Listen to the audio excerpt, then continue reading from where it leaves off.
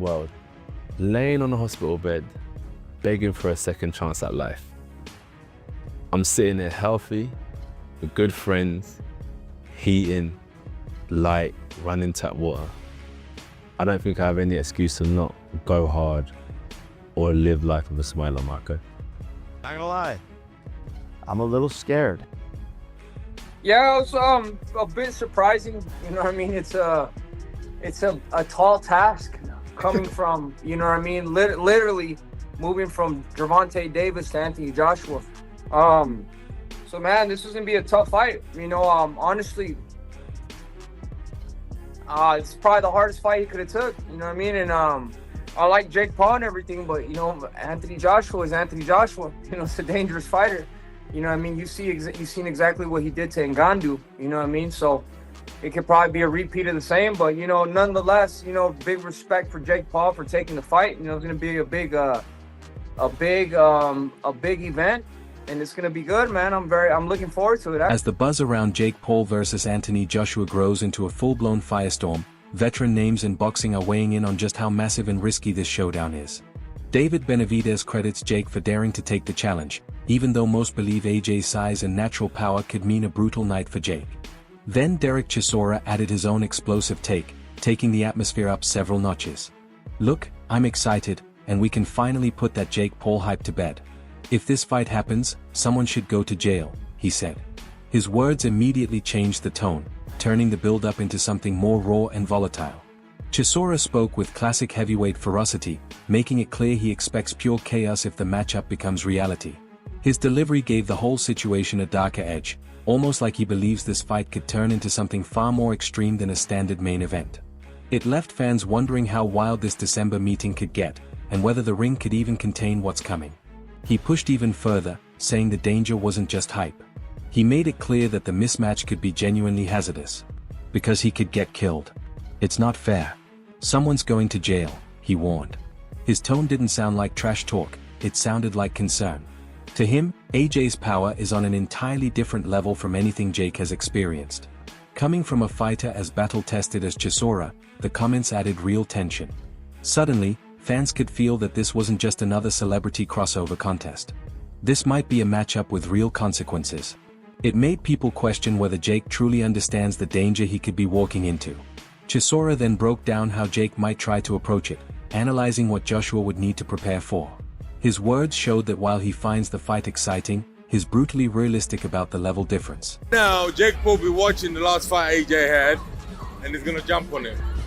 It's all about AJ dealing with the men in front of him, but whatever happens will be exciting. Now he hasn't got the power. Chisora painted a picture of a massive gap in strength and experience, one that could end the fight long before the final bell. He sounded convinced that the physical difference would be too much the moment AJ lands clean. His explanation stripped away the hype and reminded everyone that Joshua isn't just a name, he's a full-sized elite heavyweight. Fans listening began rethinking their excitement, wondering how Jake could possibly withstand that kind of pressure. Chisora didn't soften his final pick either. He laid it out with total certainty: Jake Paul is leaving in an ambulance. The mood instantly shifted from fun debate to something far more ominous. His confidence suggested he wasn't imagining a close fight, he expected a violent ending. Fans were forced to picture just how hard things could get once Joshua connects. Chisora's warning helped crank anticipation to another level, like a veteran sending out a signal before a storm. Suddenly the December fight didn't just feel exciting, it felt dangerous, unpredictable, and high stakes. Then came Michael Bisping, responding with pure disbelief, as if even in today's boxing era this matchup stretched the limits. He mixed humor and harsh honesty, highlighting how bizarre and risky this fight really is. That this is actually happening, but it is, okay? Now, it's a win-win for Jake Paul, and it's a lose-lose for Anthony Joshua. However, given all of that, both men are going to make, forget my opinion, who gives a damn when you can bank $92 million for having a little move around in a boxing ring? Bisping shifted the energy instantly, making it clear the consequences reach far beyond punches. The stakes are reputational, historic, and commercial. He laid out the strange scenario where one fighter is criticized no matter what he does, while the other gets career momentum even in defeat. It made fans rethink what winning means in a fight like this. His breakdown pointed out how the entire weight of expectation sits on one side, and that side is Anthony Joshua. Even before the bell, the pressure is uneven. Bisping then went deeper, explaining why only one person truly benefits from this matchup. He spoke like someone who has watched fighters rise, fall, and gamble everything, and he didn't hesitate to say what others dance around. Start with Jake Paul first. The reason I say it's a win-win for Jake Paul is because, listen, if he wins, then he's beating a former heavyweight boxing world champion, certainly one of the best heavyweights of his generation, and of course, a man that is way bigger than Jake Paul. Of course, it's a win. And if he loses, it's still a win for Jake Paul because he had the balls. He was man enough. He was willing to test himself. He would prove everyone wrong, all his critics, like me. By the way, I'm not like out there on an island by myself. Everyone says the same thing, and he would potentially prove all of those critics wrong. Well, yeah, he would, maybe, unless there's some funny business, right? And for Anthony Joshua, as I said, this is kind of a lose-lose, right? Because if he wins, people are still going to say, well, you only beat Jake Paul, right? The man that lost to Tommy Fury, after all, right? That's the only loss in his record, Tommy Fury. You're telling me that Tommy Fury is going to beat him, and then Anthony Joshua's not going to beat him? So if he beats him, he gets no credit. And if he loses, then holy can you imagine? That would be the biggest downfall of any boxer's career. Described a massive contrast in roles. Jake as the daring challenger with nothing to lose, AJ as the established star with everything on the line. A victory for AJ gets shrugged off, but a loss? Devastating. The threat outside the ropes felt just as dangerous as anything waiting inside them. Fans began wondering, is AJ taking the bigger risk here? After breaking down the angles, Bisping gave his prediction with total confidence. His tone made it sound like only one ending was possible once the bell rings. He's not going to lose. There is no way on this earth that Jake Paul can beat Anthony Joshua in a boxing match. That's just a fact, okay? Look at what he did to Francis Ngannou. Francis Ngannou hits as hard as a Ford Escort, going 100 miles an hour or whatever that stat was. Comes from the UFC. He was the UFC heavyweight champion of the world. Has a good go against Tyson Fury, but goes up against Anthony Joshua and gets flatlined. Every single punch that was thrown was landed, and every punch that landed put Francis Ngannou. His certainty gave the discussion a heavier tone, as though the difference in talent and power was too obvious to ignore. He reminded fans of Joshua's destruction of world-class punches, framing AJ as a figure built for dominance. Each comparison widened the gap between them, making the fight feel less like two men meeting and more like two separate worlds colliding. And he wasn't finished. He broke down the technical aspects, making the skill and experience imbalance sound even more dramatic. His voice carried the weight of a lifetime studying fighters. So to stand there and think that Jake Paul, who's much, much smaller, who has way less experience, that doesn't weigh anything near him, is going to have a chance, and not to mention the technical abilities. Let's just talk about that. Not to mention the technical abilities or experience. We're talking about an Olympic gold medalist, remember, from back in the day, who's then gone on to become a true British boxing icon, or a worldwide boxing icon, let's be honest, right? There's no way that he loses to Jake. Bisping explained that Joshua is an athlete molded from years of competing at the highest level. Not someone who learned boxing as a side project, but someone who lived in the sport from the ground up.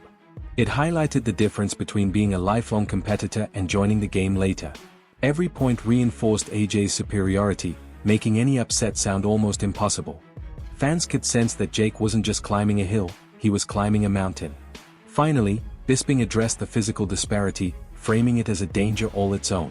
I will say that Anthony Joshua, that walks around 265, 270 pounds, he's going to have 50 pounds, give or take, on Jake Paul. I haven't gone away and looked up Jake Paul. If he's fighting Anthony Joshua, he's probably going to come in at about 220 pounds. Maybe he bulks up, maybe gets on a real good strength and conditioning routine and takes in loads of protein and gets the best nutritionist on planet Earth and goes up to 225. Right? Maybe he does. Maybe he becomes a proper fat bastard and just gets on the beers and the pies, right? And comes in at 230. Regardless, it's not going to be an athletic 230, and it's still going to be roughly, give or take, a 40-pound weight difference, 30 pounds, 35 pounds, whatever it is. It's a big weight disadvantage. He made the size difference sound extreme, like Jake is stepping into a ring with someone meant for an entirely different division. He explained how years of heavyweight competition give AJ a natural edge that training can't replicate. It made Joshua sound not just like a fighter, but a physical force. The more Bisping talked, the more the risk became real, a mix of fear, suspense, and curiosity. Then Barry Hearn stepped in, shifting the conversation away from emotions and into the business engine behind the sport. His tone was calm and experienced, like someone who has seen the sport from every possible angle. Don't be silly. You know, I mean, you're mostly sensible, aren't you? Mostly. Mostly. Of course, we're all purists at heart, but purism doesn't necessarily pay the bills. And boxing is a money business. And the day we don't accept that and then move on, we won't understand why certain... Hearn reminded everyone that behind every shocking matchup sits a business machine built on numbers, risk, and return. His words stripped away the surprise and showed how fights like this are born from financial realities. To him, the matchup wasn't strange, it was predictable. His insight reminded fans that boxing at the highest level is driven by profit, not just legacy. Then Tony Bellew spoke with the voice of someone who's lived every corner of the sport. He didn't buy into the hype instantly, he warned that nothing is real until both fighters are in the ring. I don't believe a single thing until literally I see them in a ring together. He was supposed to fight Gervonta Davis, wasn't he? Who's 5 stone lighter and is 5 stone lighter and 8 inches shorter. So I don't believe anything until they're in a ring together. Bellew said matchmaking can twist, collapse, or shift at any moment, especially when fighters are crossing massive weight divides. His caution added tension, making fans wonder whether this fight will even happen. Then he turned the conversation from uncertainty to the harsh path of a fighter's career.